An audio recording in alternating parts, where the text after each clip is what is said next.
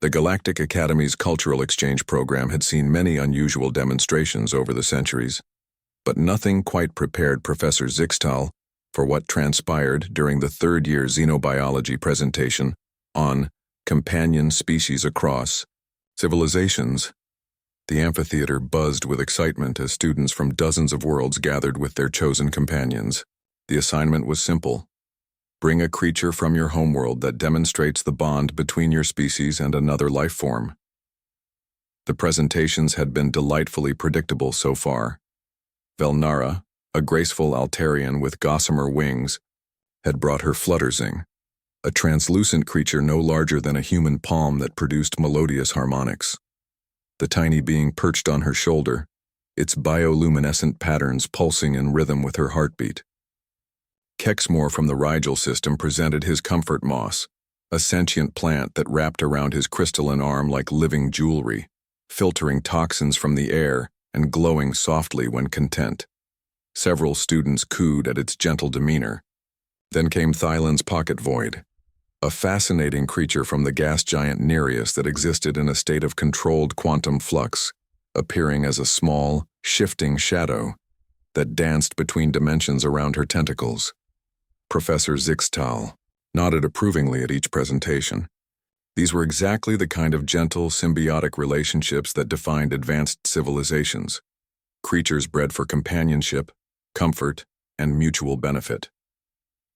Next, the professor announced, checking his datapad, we have our exchange. Students from Earth, Lisa Chen and Kamal Hassan. A murmur rippled through the amphitheater. The humans had arrived only a month ago, their species having just achieved interstellar travel. They were considered charmingly primitive by most standards, still using projectile weapons, still eating other animals, still engaging in territorial disputes.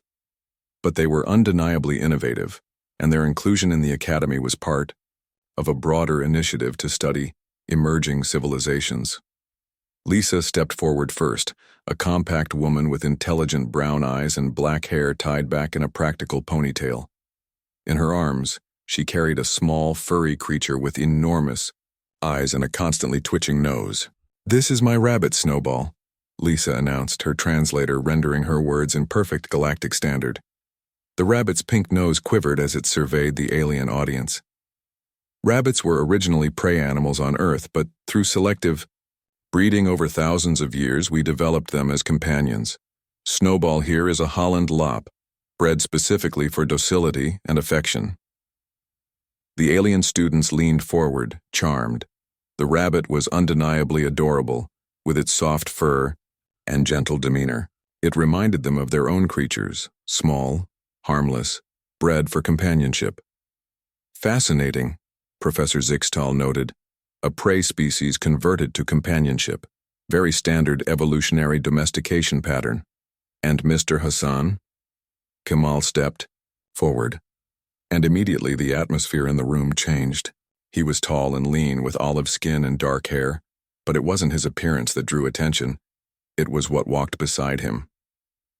The creature moved with fluid grace, its muscles rippling beneath a coat of golden fur marked with dark rosettes.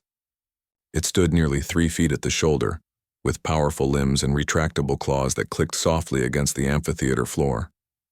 But most striking were its eyes, intelligent, predatory, constantly scanning the room as if calculating threat levels and escape routes. "This," Kamal said calmly, one hand resting on the creature's head, "is Luna. She's a Bengal cat, a hybrid between our domestic cats and Asian leopards."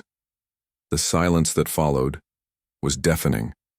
Professor Zixtal's chromatophores flickered through several colors before settling on a worried purple.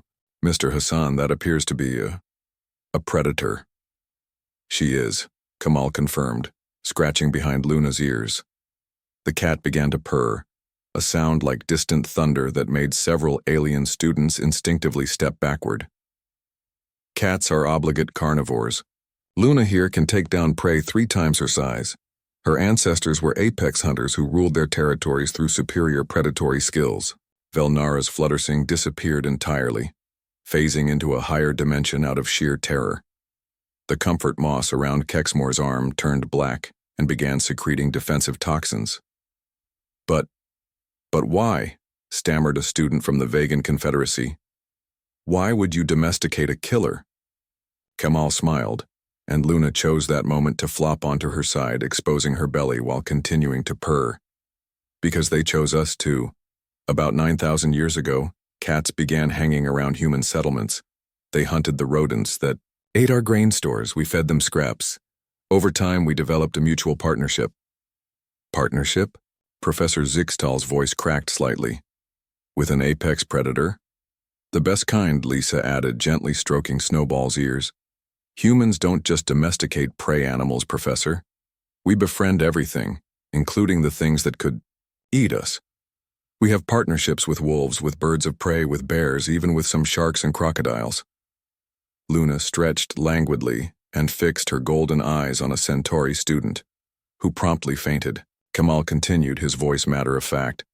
Luna could kill most beings in this room in under 30 seconds. Her reflexes are faster than your visual processing speed. She can leap over 20 feet horizontally.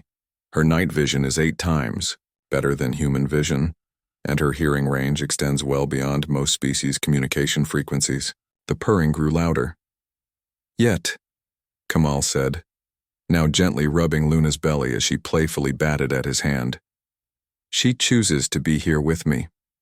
She sleeps in my bed, brings me gifts, admittedly usually dead things, and greets me every day when I come home. The bond between humans and cats isn't based on domination or selective breeding for docility. It's based on mutual respect between two predator species.